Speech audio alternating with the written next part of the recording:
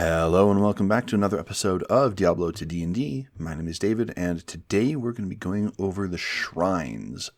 So, in Diablo, shrines are pretty important, especially in the early game. They offer a ton of variable effects that offer in some cases power, in some cases defense, in some cases restoration. And bringing them into D&D is going to be a bit of an endeavor. There's some mechanics that need to change, but I think I have done things pretty well. First, I'm just going to read the basic rules for these shrines. Some shrines offer a strong but temporary boost to offense, defense, or even offer restoration. Others grant magical effects that produce items or even enhance the local monsters. Arcane markings show what each shrine can do and can be successfully deciphered with a DC 16 Arcana check. Each shrine requires a 10-minute ritual to activate, which anyone can perform. Each non-instantaneous shrine lasts for 1 hour, and a creature can be under the effect of one shrine at a time. If a creature gains the effect of a non-instantaneous shrine while under the effect of a previous shrine, the oldest effect ends. Once a shrine is used, the magic fades and it cannot be used again for 1d10 days. So let's talk about this. First and foremost, the arcane markings that show what the shrine can do. So in Diablo, there's a little, for a lot of the shrines, there's a little symbol floating above it. Other shrines are able to be deciphered what they do simply by the way that they look. For example, your health and mana shrines are just pools of red or blue liquid. But it's occasionally difficult to tell the difference between a portal shrine and a gem shrine or an exploding shrine or a fire shrine or a poison shrine. And so the idea is in here, it's a fairly decent intelligence arcana check to see what the shrine can do, but it is, relatively possible, especially in the early game. You can, even a person who has a negative modifier can still potentially, identify what that does.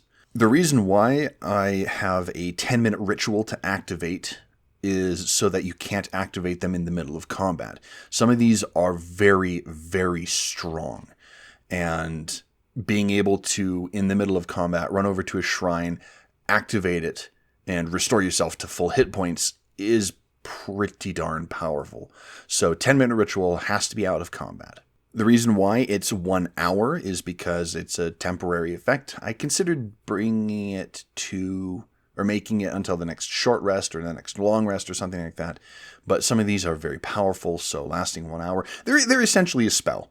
That's basically what's going on, is that these are acting as spell scrolls that you can activate. Of course, because these are very powerful, putting only one effect on a person at a time is a balancing issue.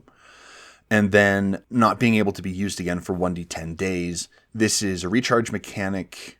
It's unfeasible, I think, for a shrine to just use up its magic and that's it. Being able to be recharged, it's useful, and you might actually plan your adventures around the recharge time for the shrine.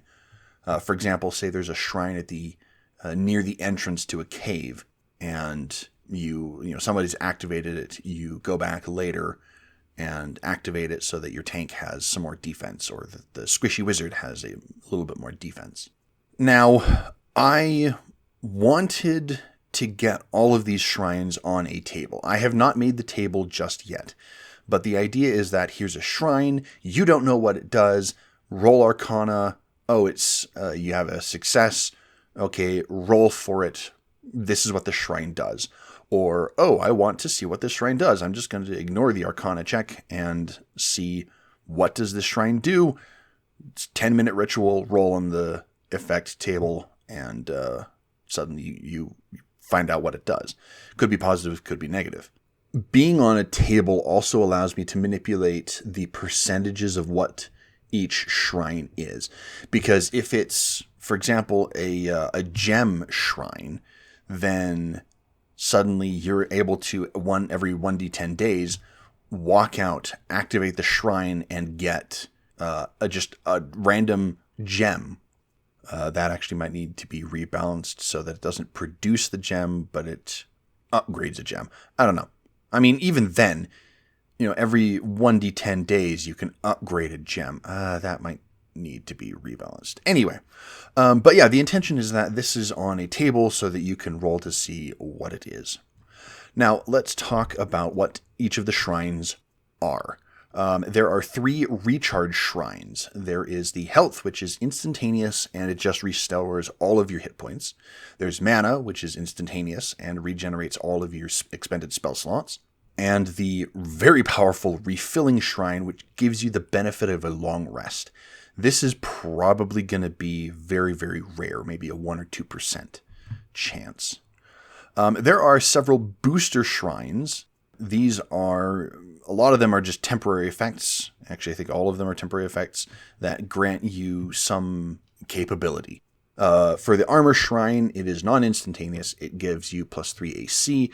For the combat shrine, it gives you advantage on all weapon attacks. Pretty powerful, but still, for 1 hour, that's like a 3rd or 4th level spell.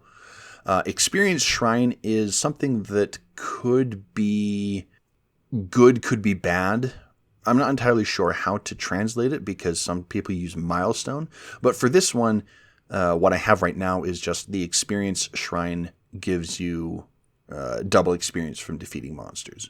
The mana recharge shrine also is pretty interesting because in Diablo, it just increases the regeneration of your mana. However, since we don't have mana, it's kind of the stand-in for spell slots. The spell slots are the stand-in for mana, but you can't regenerate spell slots with any degree of regularity. So I was thinking maybe your next short rest grants an arcane recovery.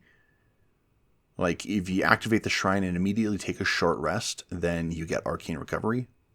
Maybe. The next ones are pretty easy. Resist cold, resist fire, resist lightning, resist poison. They give you resistance to that type. The skill shrine is pretty fun. I like this one. Or I like this adaptation. It gives you expertise in all skills and tools you are proficient with. The original one grants you a +2 to all of your skills that you have hard points into. But since skill levels are all kinds of all over the place, I figured skill shrine, you have Diablo has skills, D&D has skills, it's a skill shrine, give you expertise to make you better at the skills that you are proficient with. I think that's pretty cool. Stamina shrines are probably going to be the more common one, maybe 10 to 15%. You just lose all levels of exhaustion and you cannot become exhausted. Again, this only lasts for an hour, so unless you're going to, run a marathon or something, it's not going to be that useful. Now, the magic shrines are where things get pretty iffy. The first one is the Evil Urn. This is technically not a shrine. It is a clickable or a poppable that's usually found in Act 5. I think it's only found in Act 5. But this this teleports an elite pack onto your head. In this case, I've said it's instantaneous, and 4 monsters are teleported to the urn. One of them is granted 3 random affixes. So in the bestiary section of the content files, there is a not table per se, but a list of affixes that monsters can have. Something like are enchanted, extra strong, things like that. And this says, okay, cool, here's a combat encounter. So very much a trap, but also, maybe the DM is like, you defeat them and here's some pretty good loot. For the next shrine, the Explosive Shrine is instantaneous, and the shrine immediately activates once a creature attempts the ritual. Each creature within 30 feet of the shrine makes a DC 13 dexterity saving throw. On fail, a creature takes 3d4 fire damage. Then the shrine produces 2d4 potions of the following type. So the Explosive Shrine is really, really fun.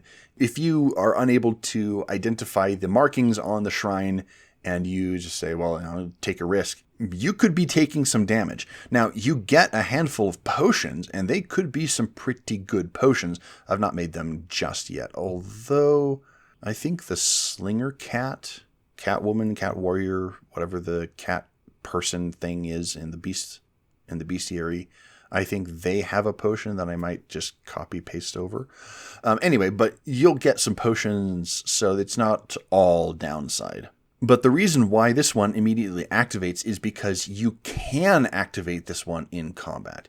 You can lure creatures over to the shrine and then say, okay, cool, touch it, begin the ritual, and boom, all the monsters attempt a dexterity saving throw, and then suddenly there's potions that you can pick up and start chucking at them. The fire shrine is... well... this one sucks to be you if you don't know what it is. The shrine immediately activates. It's instantaneous. The shrine immediately activates once a creature attempts the ritual. Each creature within 20 feet of the shrine makes a DC 16 fireball save. Yeah, this one just drops fireball with a DC 16 saving throw on your head. It is 8d6 fire damage, or half as much on a success. This one... In Diablo, I think it reduces your hit points by half and potentially could kill low-level monsters. But it's... be very careful about how you activate it. But it's also, I don't know, I'm a rogue. I've got a decent dexterity. Lure creatures over, boom. You're prepared for it, so you don't take damage. The next one is the Gem Shrine. It is instantaneous, and a random gemstone you carry upgrades to the next quality. If you do not have a gemstone, the shrine instead produces a chipped gem of a random type. Probably should put that this does not regenerate, because otherwise it's, your infinite money glitch. But this is literally just a one-to-one copy of what the Diablo shrines do. Again, this one's probably going to be a lot rarer. Again, maybe a 2 to 3% chance, maybe 5, because it's not terribly powerful.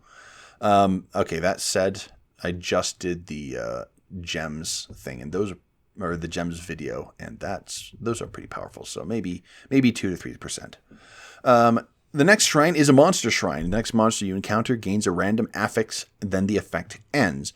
When defeated, the monster grants twice the amount of experience. This turns a random monster nearby into an elite. So it's much more difficult to defeat, but it grants you more experience.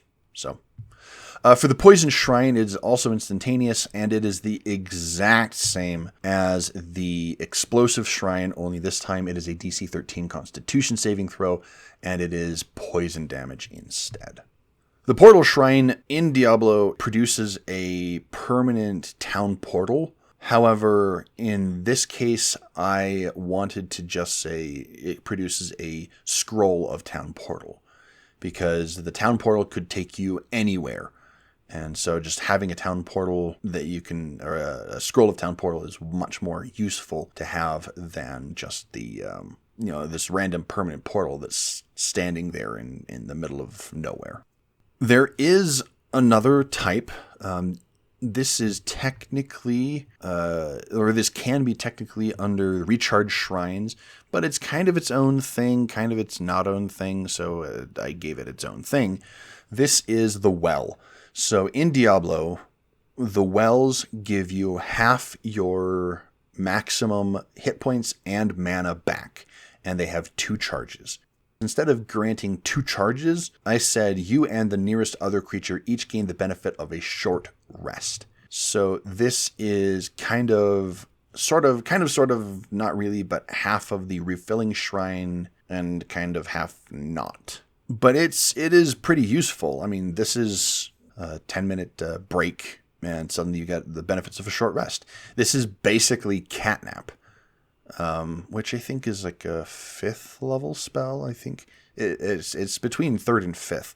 But that's the idea behind these shrines, is that they have a spell effect that can assist you in your journey. Generally combat. Some of them are utility. Some of them produce items that you can carry on in your adventure. this is just something that DMs can throw out into, say, a random encounter table. That's actually, now that I think about that, that's something that I could do as well, is put these on a random encounter table. That might be pretty good. Let me make a note of that. Okay, I've made that note, and yeah, that might be something that would be interesting to include. But yeah, so this is just minor spell effects, some of them major spell effects, but just a way to shake up exploration. It might encourage people to go looking around and see if they can find a shrine somewhere in the wilderness. Or maybe there's one in town. Maybe there was a town built around the shrine. Maybe there was a hamlet that was built around this gem shrine. And they make their money by every 1d10 days activating the shrine and upgrading a gem. And then after 5d10 days, suddenly they have a 10,000 gem or 10,000 gold gem that they can sell and bring in money for the town. Or maybe there is a town that's built around a monster shrine or an evil urn that is intended to protect the shrine so that it doesn't get activated. I don't know. This is something that it's just a system that DMs can use to shake up the monotony of go out and kill monsters. So, what do you think? What are your thoughts on this new system? I think I will actually talk to some of my friends who are DMing and get their thoughts on the matter. But yeah, I'd love to hear your feedback, and I'll close it out here. You can contact me at XenozFan2, that is XenozFan2 on Blue Sky and Reddit. And you can contact the channel directly at Diablo TODND on Blue Sky and YouTube.